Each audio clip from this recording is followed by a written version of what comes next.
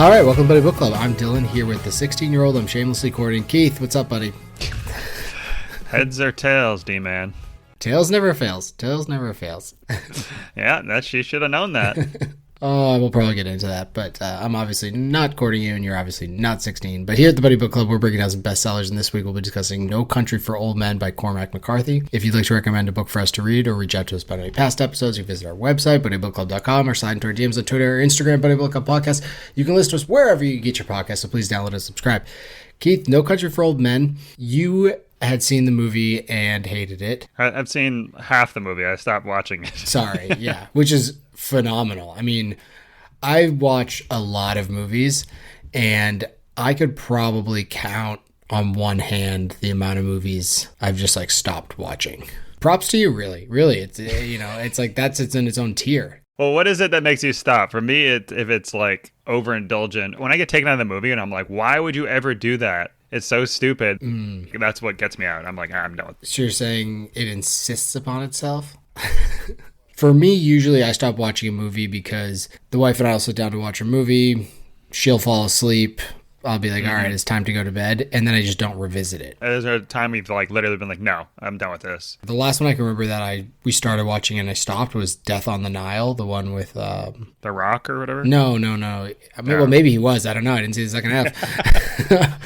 I just wasn't interested in it. Usually if I'm sitting there, I'm going to finish it. So we decided to do this book because you had also read Cormac McCarthy's The Road, because we were going to do that for the podcast, which is a critically acclaimed book. Everyone loves it, and you hated it. And so I said, all right, cool, I just won't read it. And you were like, well, fuck you. Yeah. You made me do this, and now you're not going to do it. So we had to go back to the well after a good friend of mine suggested this book and said it was very good. And he also hated The Road, so you had some backup there. We might as well just jump into it with some stock up, stock downs. Keith, what do you have for stock up, No Country for Old Men? Stock up, paying someone so you can talk down to them. Oh, go on. Like a prostitute?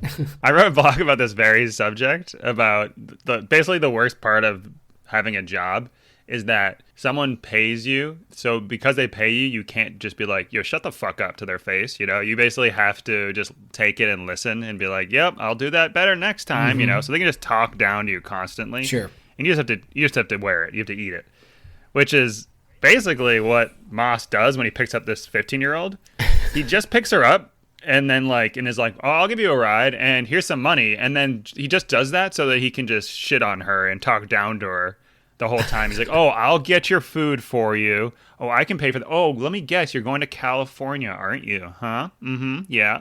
And then he just like keeps on telling her like what life is and stuff. And it's like, I'd rather him pick up a prostitute and you cheat on his wife than do this. This is way worse to me. He's so smug. He's so over the top. And he's putting her in danger. He knowingly is doing this. He knows he's putting her in danger. Obviously, she ends up getting killed because of him. It's just the worst. There is that stock up, though. You pay someone, you can talk down to them and shit all over them, and that's what you have to take, and that's what happened here. Yeah, interesting. I mean, I did actually originally have hitchhiking as a stock up because... normally everyone says don't pick up hitchhikers, don't hitchhike, all that stuff. But the young lady that Llewellyn picks up pretty much hits the jackpot, minus getting shit on for the whole time. But he makes sure she's safe. He buys her lunch, and then he gives her $1,000.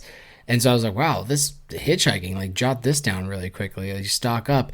Smash cut to her being shot in the face. So, I had to scratch that off the list. So, unfortunately, hitchhiking did not make my stock up because although you get all those sweet things, if it ultimately ends in your demise, it's probably not the best. Also, the lunch she ordered, that's not a light lunch for a hitchhiker. What'd she get? I think she got like steak and mashed potatoes. Oh, right. And, gravy. Gravy. Yeah, she had like a whole steak dinner. Yeah, like what are you doing here? Like you got to go like a nice like light turkey sandwich and maybe a salad on a lunch on when you're doing a full trip after that.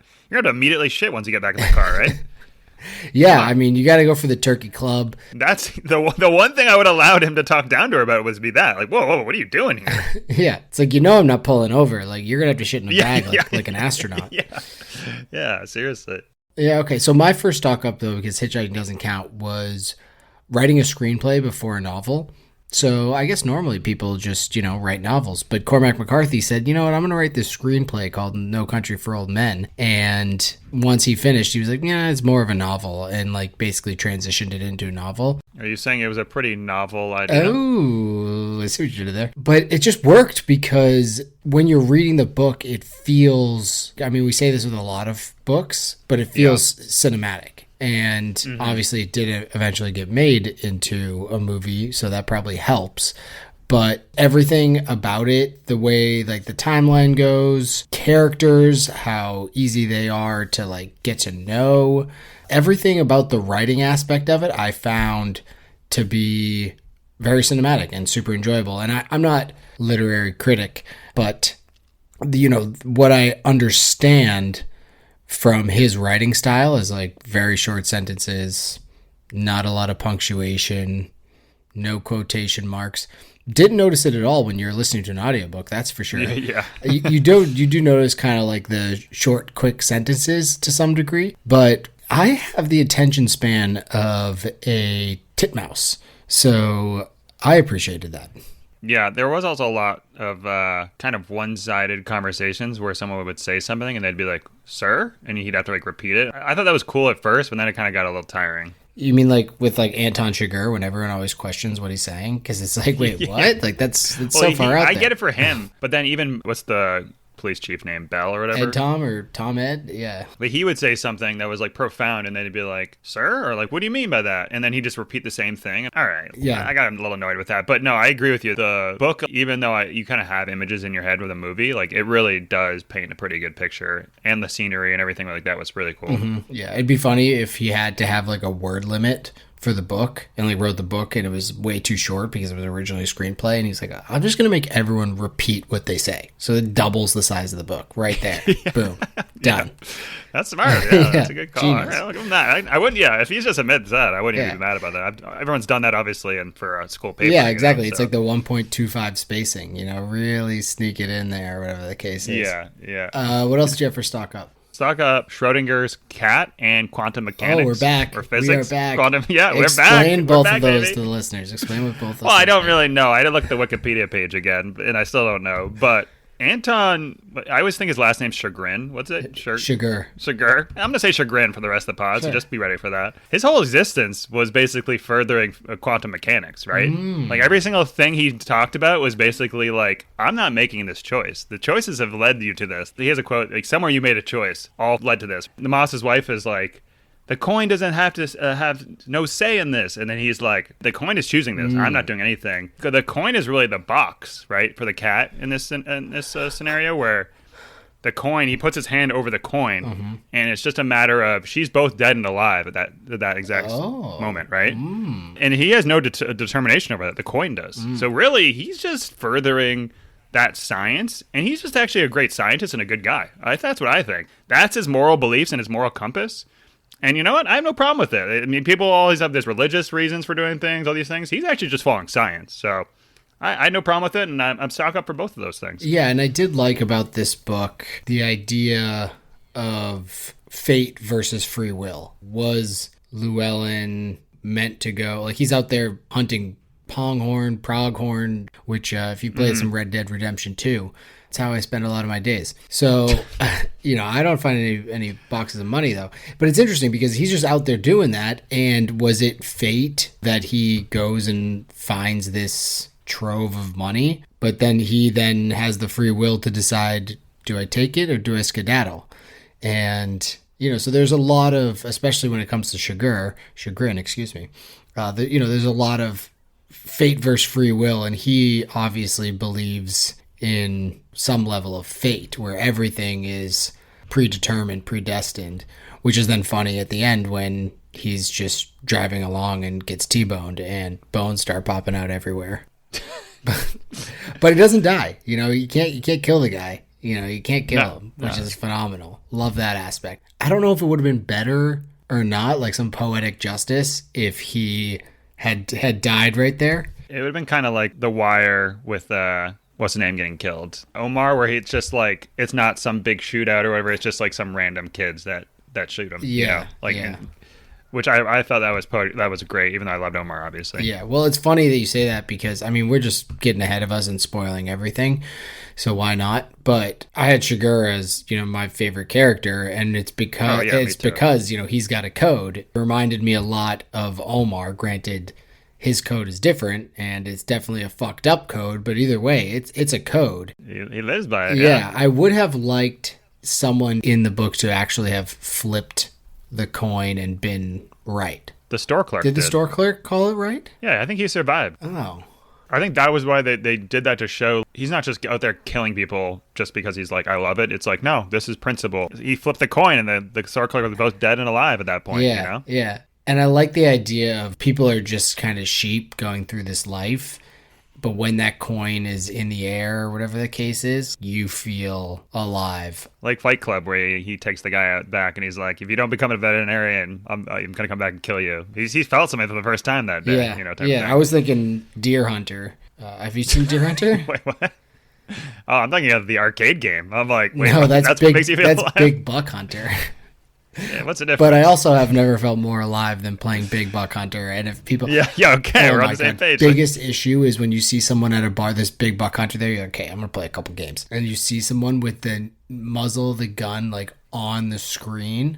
It's like, buddy, you can't what have are you playing that. beginner mode? Like, there's a reason the gun's got a cord on it. It's not so you're gonna steal it. It's because you stand as far back as that cord lets you, and you go for a hunt. Like that's the point. Mm-hmm. And if you're not shooting for headshots, what are you doing, right? I don't care about the heart. Go straight for that little bead between the eyes. I'll plant myself at a bar all day with that there, and just you get a little drinking games going with it. I mean, exactly. There's nothing better. Exactly. Nothing better. Yeah, but he's like some sort of like ancient demon. He's not really a man.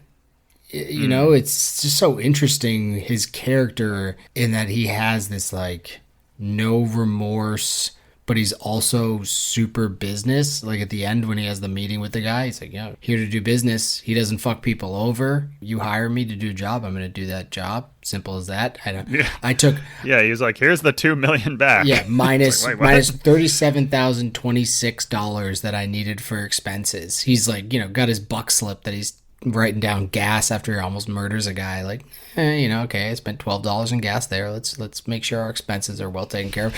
The guy's taxes must be great. He's not going to get audited. Yeah, he's good. Yeah, he's on top of his taxes. So it was just a super pure evil, but evil with a compass kind of thing. So loved Shigur. Like, I'd want a TV show about him. I just want a whole spin-off. Although I don't really want to know like what he's doing afterwards. But like they say, everyone shits. Everyone shits. I mean, he was basically just watching TV, not changing the channel, sitting there staring at the TV. I was like, I like this guy. Just a complete psychopath. Yeah, it's like Golden Girls is on. He's like, fine, whatever, I'm good with it. What else did you have for stock up? I didn't need more stock up. I had, talk about Shigur, some unorthodox weaponry, and in his cattle gun there, which. Mm-hmm. When I first saw the movie, I don't feel like there's almost a point to do the movie because these are exactly the same. Well, I never finished it, so maybe I'll have to watch it. I mean, this book made me want to watch the movie because I was like, oh, this shit will really come together. But okay, I mean, I know it's going to insist upon itself again, but whatever. I'm just fascinated to how you think it insists upon itself because, I mean, that's why we have to do the review, kid. It was just like a super well shot Coen Brothers movie. And it was like perfectly casted. Probably coincides with my hates, which I'll hold off on. Okay. All right. We'll hold off on that. But yeah, unorthodox weaponry, the cattle gun. I mean, they're multi-purpose. You can blow out someone's brain without leaving evidence. I mean, how many times you see the cop show and they're like, all right, get the bullet out of the brain, forensic files.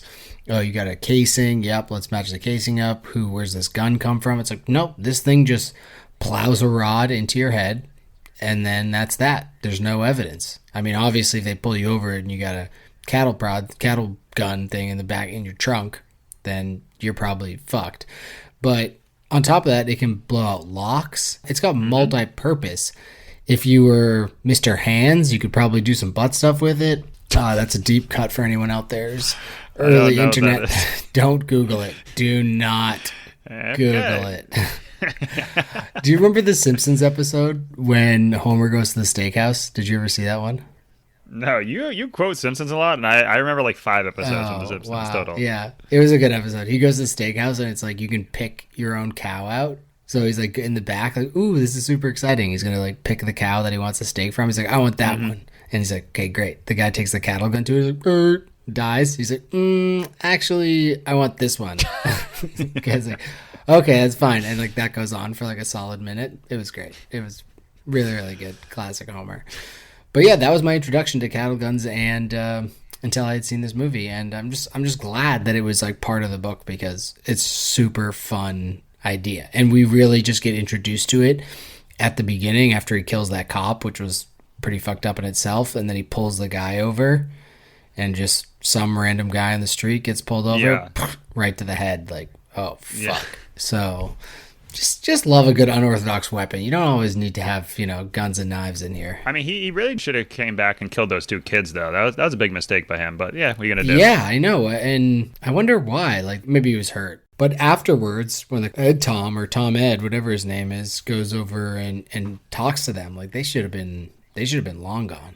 But you know what? Yeah, those kids were pretty much a steel trap. So those kids ain't no narcs. That $100 buys you a lot these days, Exactly. Let's get to stock down. What do you have for stock down? Everything being bigger in Texas, stock down. Okay. All this time, I've thought Texas was this huge state that was like vast. Seemingly in this book, everyone's just bumping into each other. Everyone's bumping into each other and getting in like street fights. Isn't the state huge? Yeah, it's pretty big. How are they constantly in the same place? They're like, well, they're going to that hotel in El Paso. And I like looked up El Paso. I guess it is a tiny town. It only has 1 million people. Oh, it's very small. It's 260 square miles, which means it's basically a fifth the size of Rhode Island.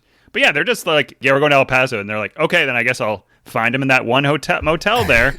This tiny, tiny city. What is going on here? Especially after the tracker, which in 1980s, I have to imagine the tracker is not like this.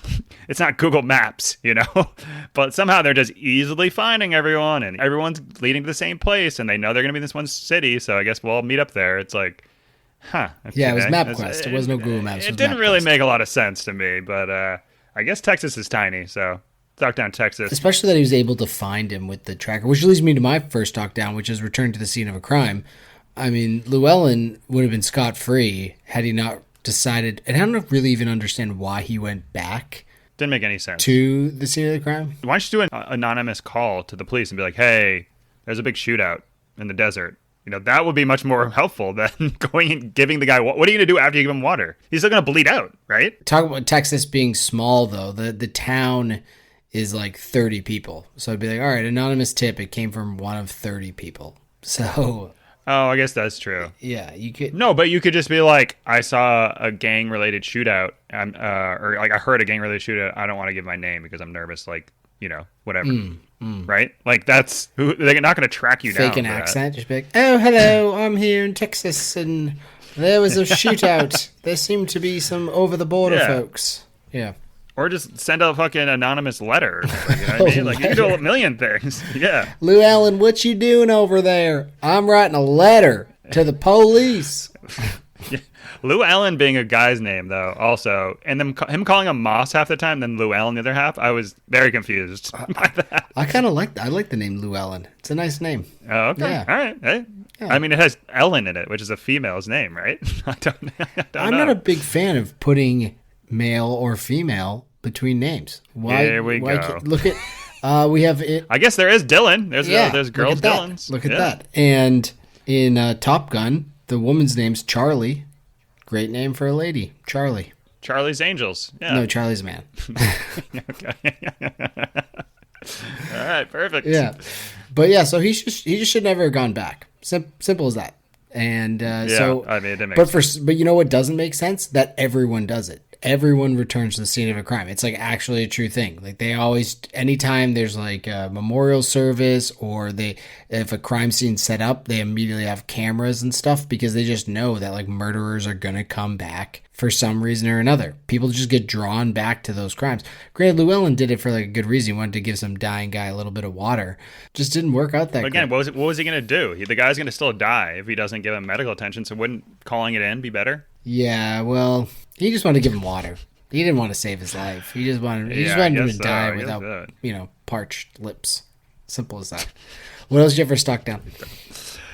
Spending money stock down. Or if we have a callback to another book, blank check stock down. I mean, same thing. Ooh. I mean, if you remember the inheritance games where Don't tell me about that. she had billions of dollars and just didn't know how to spend the money. This is the same thing here. You pick up $2.4 million in 1980. That's a lot of money. Mm-hmm. Again, you shouldn't return to the scene of the crime. You should change the bag out, just because I would not want to be carrying the same bag that someone might know is from that drop, right? And you never know if there's blood or what's in it, right? And once you change the bag, you realize, oh, the cash is a tracker in it. Bang, problem solved. But the whole thing is, once you need to go on the run, drive somewhere else. Go to California. Fly to, I mean, it's 1980. Fly to Hawaii. Fly to Mexico. Go wherever you want. Why are you staying in the same town and then spending money at motels? Get a secure hotel. Go to a place, spend the money. Why? Like, what are we doing here? It didn't make any sense why he was doing what he was doing the whole time. This is what I think what the movie was pissing me off. What is he doing? Do you understand what's going on? I do, and I see that, like, Carla Jean or whatever, I think that's her name, his wife, her mom's in El Paso or whatever the case is, and, you know, she needs taken care of because she's sick. So why not be like, baby, I love you, and I love your mom. She's a real saint. So what we should do is we should pack up all of our things. We should pick up your mom, and we should drive to the Northeast because they have some of the best hospitals in the country. We can go to New York, hit up Cedars-Sinai. We can go to Boston. They got great hospitals up there, great oncology wards. We can go up there and get her the best treatment ever. She's like, wow, well, that's amazing. Like, I love you even more. The only problem is I'm 19 years old. What the fuck have you been doing courting a 16-year-old girl, you sick fuck, at Walmart of all places? You went in to buy some charcoal and you came out with, instead of 16 briquettes, you came out with a 16-year-old? That's just not appropriate. No, but I totally agree with you. I think it might be a level of familiarity, and also just who knows what you're going to do when you don't know what the fuck's going on, especially after the situation when he goes back and then the whole shootout happens. You know, then you're just flying by the seat of your pants.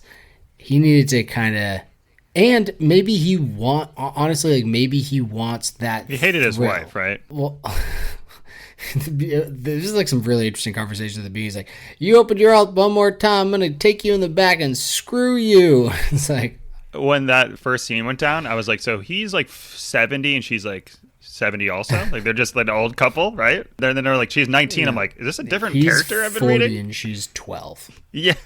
Yeah, that didn't make any sense. That. Yeah, but he's also a Vietnam vet who obviously, like, experienced that living super close to the edge life when he's sniping North Viet Cong. You know, maybe he just wanted a little piece of that life back because he's just a welder now, and he's a welder living in a trailer. There's no excitement or whatnot, so maybe it wasn't necessarily just about the money. Then he does find the tracker, and then instead of just being like, all right, I'll just leave this here and then I'm off free, you know, he's like, I'll just wait for him to come now. What? Why?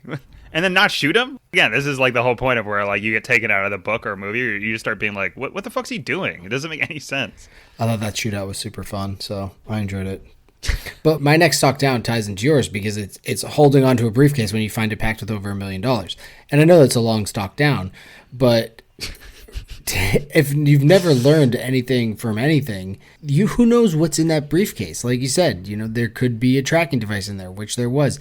There could be those ink packs. You know, I know the briefcase from a drug bust, but, you know, maybe it was previously taken from a bank, or maybe they're doing the same kind of thing. There might not even be, you know, there might be a bunch of ones in the middle of the whole thing. You have no idea what the case is. They might be sequential bills. You know, you might want to take a look at them. Yeah, clean them. Go to a casino, you know, start washing them. Yeah, exactly. Do something.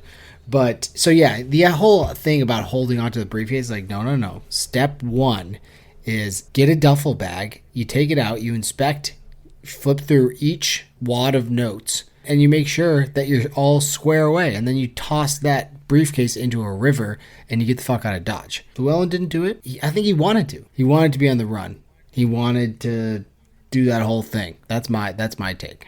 When he started getting under fire or things happening, he was super resourceful and smart. Oh, yeah, so it didn't really make sense that he was like, all right, so I'm going to do all these things and hide this bag with like poles. And he was just like, all of a sudden thinking very clearly when he needed to. But when it came to just general basic logic, he was just an idiot. So I don't get it why he was like that. Except for when he got all fitted out when he went to the cowboy store, the clothing store after coming back from Mexico. So good, just like walks in. It almost reminds me of like GTA or something like that. He just like walks into a store with nothing on and then comes out with like fresh haircut, big 10-gallon hat, ostrich boots, or whatever the case was. It's great. I loved it. Stetson. Why not? Go for it. Get yourself what do they call them? Those ties, that bolo ties. Those ties that they wear down in your part in San Diego. Love that. Love all of it. Did you have any other stock downs?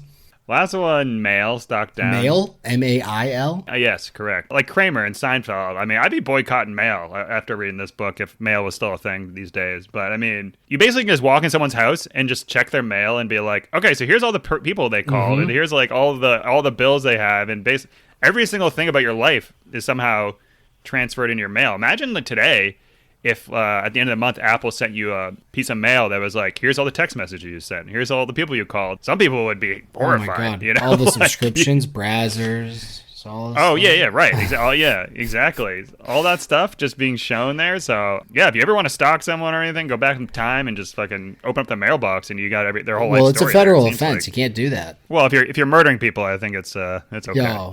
Well, you already have a federal offense. I think you're breaking some bigger laws. That's a really good point. It's super interesting that, when you forget a bunch of this stuff, because it was around when we were kids, right. But now it's not. Now everything just comes like it's auto pay, it's in your Gmail or whatever the case is. We used to get a phone bill that had a list of all the numbers you had dialed and, itemized, whatnot. It was always weird to me, and it still is weird to me when people hold on to mail. Granted, like I don't clean out my inbox or anything, but the fact that you're using square footage of your house to store mail is just super, super odd to me. And I feel like everyone has a junk drawer with like some weird mail in it. But at that time in the 80s, I'm sure everyone had old letters and stuff, not even like personal letters, but letters from banks and letters from this and that, just stuffed in drawers. So Sugar, he's a pretty good detective himself. He sits down and has himself a little ham sandwich and reads the mail while he's watching the Golden Girls. So good for him. He sees there's only like 3 numbers called.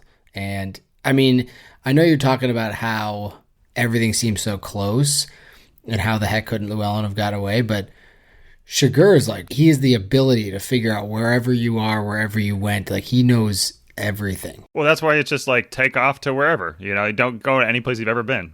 That seems like it's easy enough. And it's not like there's the internet where you can just track people down and things like that. You could literally just walk up to an airport in the 80s and be like, I'm going to go on the next flight and I'm going to pay cash. They're like, all right, sounds good. Yeah. I mean, the guy crossed the border in a fucking hospital outfit and they're like, well, you served in the army, so come on in. I think you could probably still do that actually. Like even if you didn't have a passport, if you're going back into the U.S. from the Mexico. Yeah, they would probably frisk you up a little bit more. And I love the only problem the guy had was about his wife. Did you love her or whatever the case was? Yeah. It's like, buy her a thing of flowers when you get back. It's like, what are you doing here, buddy? It was an interesting heel turn right there. It was like he went from like, who the hell are you, to like, where did you serve? Oh, okay, you served. Oh, great. Do you love your wife? Make sure you take care of her. She loves you. Be nice. It's like all of a sudden we got Dr. Phil in the house. I just had the last one, and I hate to say it, but America. Sorry, you've done this a couple times. I know, but this one's bad. Carla Jean asked old Ed Tom there, whatever. She says, "Do you mind if I smoke?" And he says, "This is still America, ain't it?" Well, I mean, America has changed nowadays.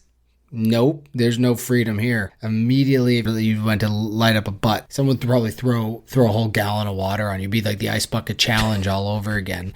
And they'd say, "What are you doing? This is America. You can't just smoke wherever you want." Bullshit. All right, America, you've gone downhill.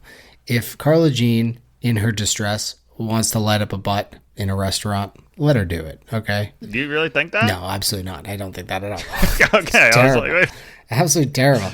It's crazy to think, like, in our lifetime, when we were kids, you went to a restaurant and they said smoking or non-smoking. What? And the difference was nothing. They were one table across from each other. Like, smoke is just contained. It's not like you're in a casino or something where they have, super high ceilings and these incredible air ventilation systems. We're talking like a TGI Fridays. Like, how much is the air moving in that place? There's so much grease trapped in those things. It's fascinating to me, like, that still exists. I mean, the wife's been watching Seinfeld, which is a throwback, and you see, like, those conversations are happening. Granted, New York was one of the first people to ban it, but, you know, those conversations happen at restaurants in those shows, and you're just like, holy smokes. It's crazy. Well, pun intended. It's crazy that was, like, a thing. And, like, when we were kids, like, that was a thing. Well, if people wanted to do, like, cocaine next to me, I wouldn't care at all, but smoking is just so invasive. Yeah, you know what I mean? It's just so fucking annoying. It bothers other people. Yeah. If anyone wants to do whatever they want to do on their thing that doesn't impact me, I don't give a shit. Yeah, I completely agree with you. Do you want to do the Coke or non-Coke section? yeah. These people have been really coked out. Do you want to be on that section? Nah, I'm good. Thank you. Yeah, hats off to them, though. You know, this is America still. Yeah. It is. It's like, hey, if you want to have a cigarette after dinner, like, just go outside. Like, don't blow it into that baby's face. So, seems pretty straightforward. All right, did you have a favorite scene in this one? I think I already kind of hinted at it, but Anton and the wife scene I thought was great. I mean, it was already preluded to with the store clerk and him. Mm-hmm. There was a lot of like philosophical talk, a lot of Schroeder's cat type talk going on, and I think you lost it. I'm gonna spoil my favorite scene or my love, but I'll say it. I really liked that he killed the wife at the end. That was awesome. That really solidified him as a great evil character. If he got away or she like somehow like pulled a gun out and shot him, I'd be like, oh, come on. But the fact that he was like, I got to do what I got to do, and then just murders her, and that's it, that was great. Mm-hmm. There is indeed No Country for Old Men. I like that one for sure. I mean, anything with Sugar I was into. I liked him with, I forget what the guy's name is, but Woody Harrelson's character in the movie. Basically the other guy who's... I don't remember him getting introduced in the movie. Okay. You didn't make it that far. The other guy that was going to, like, the assassin. Get Llewellyn, yeah. Who was, like, basically found Llewellyn at the Mexican hospital. So when Sugar and him meet up, Sugar's caught him, and they're just kind of shooting the shit. And the guy does a great job of, like, attempting to call Sugar out for all of his bullshit. And Sugar just, like, has... nothing, you know, doesn't care. Like, it does not affect him whatsoever. I just love that scene because it was this guy attempting to be like, well, fuck you. Like, what do you think? You live by this code? It's a bunch of bullshit, this, that, and the other thing. He's like, all right, well, you're still going to die. He's so like, it is what it is. Yeah. Doesn't change anything here. And they, like, explained that death pretty graphically that for some sadistic reason enjoyed because he, like, went to put his hand up. It's like, you're going to close your eyes. It's like, no, I'm not. It's like, yeah, you're going to close your eyes. It's like, fuck, man, this guy is dark. So I love that stuff. Let's get into some loves. What do we love about No Country for Old Men? I spoiled the first one was just the wife dying, but I just liked it. Kind of like was the definition of walking like you own the place. Okay. He'd like walk up to the hotel clerk and be like, give me the records. And they're like, no, I can't do that. You're not a police officer. And he's like, give me the records. And you're just like, fuck yeah, this guy is the best. He's basically, if you play GTA, Grand Theft Auto, he's basically playing GTA while everyone else is just like a... NPC? Yeah, NPC, yeah. He's just walking around like what you would do in GTA, where he's just like pulling people over in cars, throwing them out, shooting them in the head, taking their car, like driving off, going up to hotel clerks, being like, pulling a gun up, being like, give me the shit, and they're like, all right, I guess I have to give it to you. He has no remorse, nothing that's going on in his head. Yeah. So yeah, I just like no value for human life. His idea is like, all right, if I'm here, then like I'm kind of like the Grim Reaper. You happen to have found me. It's your worst day. That's on you, or like that's on the world. Yeah. It's not even like your fault. That's too bad. Yeah, it's not your fault. It's not my fault. It's just like, well, you happen to be in front of me, and I'm going to go through you. I mean, one of the things I loved was I just thought the characters themselves were great. They all felt alive to me and real, and like having Ed Tom or whatever, I think that's what his name is. I think his name's Bell, isn't it? But like that's his last name.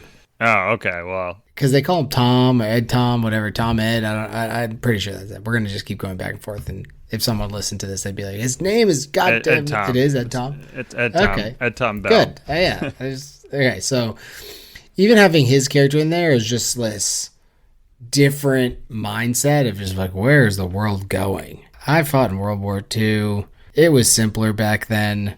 You know, I became a sheriff when I was I'm gonna disagree with you on that, by the way. I thought his character was worthless. Like, what does he actually do? All he does is just whine the whole book. Every chapter starts out with him being like, in my day, and I think it's just the author basically complaining through his voice. But what does the character actually do? He literally just shows up and narrates what already happened. There's like literally zero purpose for him. The only thing he does in the story is I don't know how they're bugging his phone or bugging the wife's phone, but the only thing he does is give away that they're in El Paso. It's the only thing he does for any part of the plot. Everything else is him just whining. Well, I'm like, this guy fucking he sucks. represents, like, I think, a different moral compass, obviously, than Chigurh does, and he also has... It's not like his moral compass is so much different than the average person. Everyone looks at Anton Chigurh and thinks, this guy's an insane person. So, like, we don't need his character to tell us that. But we wouldn't have the already. title if it wasn't for him, because he's an old man and there's no country for him. Like, don't you get it? No, I think the whole thing is based off some poem. Sailing to Byzantium by W. Byzantium? B. Yeats. Yeah, there you go. Oh. I mean, that's the reason for it. It's not because he's in it. I feel like we could have had him showing up and him just narrating, and if we didn't know what happened in the room, I think it would be interesting. But 90% of the time, we already knew what happened. Although the one time that I kind of wanted to know what happened, they do that with when Moss gets killed. I was like, wait, he just died? What happened here? Yeah. What the hell is that? What did you think about that for Moss? Just kind of, you don't see anything, you just know that he's dead at the end. When I first read it, I didn't like it, and then the more I got away from it, I was like, all right, that was actually kind of cool. And also, Anton doesn't kill him, which is kind of not a really great climax there. Yeah, I thought it was good that it wasn't just, and similar to Carla Jean dying, it just wasn't like your typical story. Like the way that you thought it was going to end, which I think ties back to Ed Tom's character in that, okay, we have this idea of how things are going to progress. So he's like, all right, World War II, this thing happens. Okay, yeah, I have this sleepy town. Okay, this is how things are going to go. Next thing you know, it's like kids have green hair, you know? And it's like, oh, what? I'm like, what does this have to do with anything? Where do these green hair punks come from? Like, again, it's just him whining and complaining about, back in my day, we used to get mad at kids in school for chewing gum. And now, like, they're doing heroin. Did you find that the characters felt alive to you? Like, they felt like really fleshed out characters? I just didn't like Moss's character, but you definitely know someone that's Moss's character, you know? So, but I just didn't think he was useful to the story in any way. It was just more like a way for the narrator or the author to, like, sound off about how pissed off he is at this generation. All right. What about my next love, which is how the book bounces around between places and characters and like kind of timelines. Did you like that or did you not like that? How so? I didn't think it really was that big of a timeline shift, was it? I mean, there was some timeline shifts just in like more like fast forwards, like the Llewellyn death, for example. Like we'd seen him with the girl, they're drinking a couple of beers. Next thing you know, Ed Tom's pulling up to a crime scene. It's like, oh shit, what happened here? So there was like some jumps in that sense, but also just like them basically going from like one character to another in a totally different place. You know, you're with Llewellyn in Mexico, then you're with Carla Jean up in her place, then you're with Chigurh who's on the road. You know, that kind of thing. I thought it like kept it moving. Well, the problem was for me was that it felt like it was all the same place. Like that's why the whole Texas is being tiny feel. Like that's what Texas is huge. Yeah. It has multiple different areas and different atmospheres. Like every city in Texas is slightly different, but it all felt the same to me. Like there was no like, oh, but now they're in Austin and it's this different feel and this different vibe than they were in, you know, El Paso a minute ago. It was just like, oh, they're all out in the desert like of Texas, spitting tobacco and being like, kids my days. You know, that's what it felt like. Everything felt like to me. I don't know if that was I just read it wrong or it didn't seem any different. It wasn't like there was like this huge like, you know, change in scenery or whatnot. I like the idea of a spittoon. What's that? In like the old Wild West, or a jar on the ground that you spit your tobacco into as opposed to spitting it on the floor. Oh, okay. Yeah. All right. Fair enough. I just thought about that when you said old guys sitting around with their spitting tobacco and whatnot. Yeah, you know, spittoon is nice. Nice thing to have around. We should get one. Let's get one. Start spitting tobacco. Why not? I don't know what else you do. Yeah, fair enough.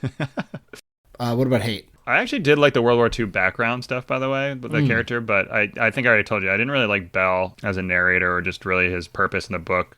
I also thought the ending, I almost wish the ending kind of, after he kills the wife, it should just go to Bell and him being like, I got to retire because I can't. There's too much evil in the world, and that's it. Like, that's how it should have ended. The whole, like, then he got hit by the car, and then I'm going to go ask these kids about this, and then I'm going to talk about dreams I had about my dad. It's like, what does this have to do with anything? It's like, it didn't really, the story was over once he kills the wife, but they were like, let's do another, 100 pages after that. It wasn't 100 stuff pages. Doesn't matter. Well, you know what I mean. Oh, so something else is going to happen? It's like, nope. None of this stuff really matters at the end here. Yeah, I agree. It had a little bit too much of a soft landing. And I feel like after the wife was killed, I was like, holy shit, like that really happened. Because I was with you. I was like, oh, is she going to pull out a little pistol and like shoot him and be like, oh, that's the fates have turned. Gotcha. But no, it's like, you can't escape it. You know, you can't escape the Grim Reaper. You can't escape your fate. And I thought that was how it was going to end. Granted, I did like a little comeuppance for him. And once again, I also like that he didn't die, because that would have almost been like too storybook of randomness. So it kept us on our toes, but I did think that I was like kind of checked out after that. And I knew based on how much time was left in it that it wasn't going to be like Ed Tom went and found him and they had their own meetup. I was like, this is just going to end. But like, so end it. I do like, though, that we did get the inclusion of him being like, but I don't ever wear a seatbelt just in case, you know, a car is going 60 miles per hour through a stop sign and T-bones me. I can jump to the other side. Yeah. I was like, wait, what? What kind of physics are we talking about here?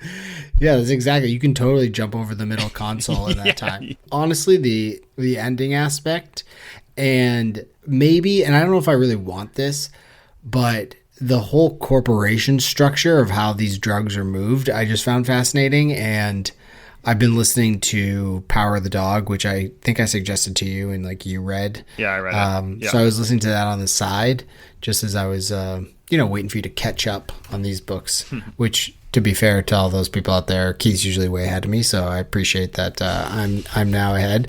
So I figured I might as well listen to that. And that has so much background on it. And it's very similar. If you like this book, No Country for Old Men, I would definitely check out Power of the Dog, because it's similar in this like border town drug trade kind of situation. If you like Narcos, the show Narcos, I mean, definitely check. Yeah, it's very similar to Narcos. Definitely check out Power of the Dog. So I wanted a little more zoom out, and I like that this is a specific story about these characters, but then I just got interested in, whoa, who is this corporal? Like, who's this like oil tycoon who's involved in this drug running? Like, how does that work? How did you get involved in that? But that's probably just another book. So I didn't necessarily hate it, but I would have liked to see who's pulling the strings. I guess we'll just get into it. You would recommend it then? Yeah, I think it was good. I think it was solid. I mean, Anton is such a good character that really made the book. That's it. I don't think that necessarily the story was the most amazing. And I already said I didn't really like any other character. I didn't like Moss at all either. Like, it wasn't like I liked him either. So I didn't really like all the characters otherwise. But I thought it was just an interesting take on it. It was much better than Cormac McCarthy book I read. I just don't think he's probably not the author for me, but I can respect. He's obviously a great writer. It's just not what I really like, but it's still a good book. I like that you said you respect him as an author, because that's what the world says, but you hate his books. It's perfect. He's a really good writer and great at writing dialogue also, I think. Yeah. But I'm more of like a narrative driven. It's like very similar to the other book I read, where it goes into a lot of like society talk and like why things have gone wrong and everything like that. There's a lot of like God talk too, and like similar to this book, which I was like, I don't care, Michelle. Yeah, I think if we were smarter, I like this book as well. I think if we were smarter, we would like it more, because I think there's probably a lot. That's fair. I think there's probably like a lot more to talk about. Like, I feel like this would be in like a literary class or something like that. The fact that we can enjoy it, and it's also probably something that we, is a little over our heads, and someone that actually knows something could sit us down and explain it to us, and we go, oh, that's pretty cool. A literary club would be like, Anton's the worst and his hypocrisies are so like throughout the whole book, and I'd be like, wait, what? This guy's the best. He's awesome. Like someone that knows Lord of the Rings or something along those lines.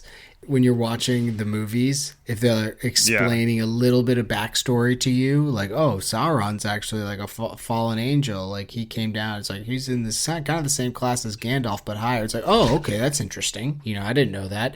As long as it's not too preachy, then I'm here for it.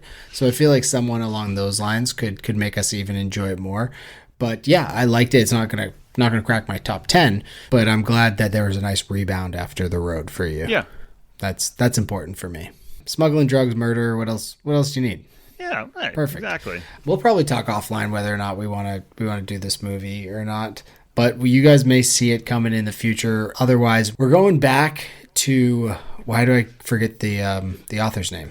The Martian, Anywhere, The Martian Next. We had previously read Project Hail Mary, which has been on this podcast. We did Artemis, which has been on this podcast. So now we're going back to his first book, which is The Martian. And it's funny because we thought Artemis was probably in the bottom 10% of books we've read, right?